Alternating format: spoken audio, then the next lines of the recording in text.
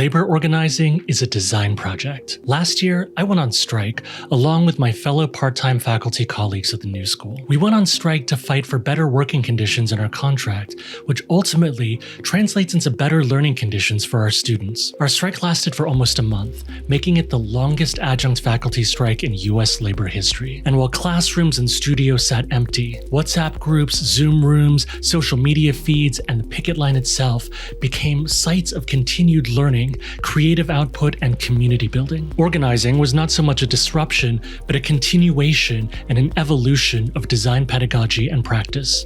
After all, our students will one day become workers who may need to advocate for themselves. Join us for the 2023 Virtual Design Education Forum, May 11th and 12th. My colleagues Tamar Samir and Molly Reagan will be joining me to reflect on what we've learned from last year's labor actions, what's next, and how you can apply our insights to your context.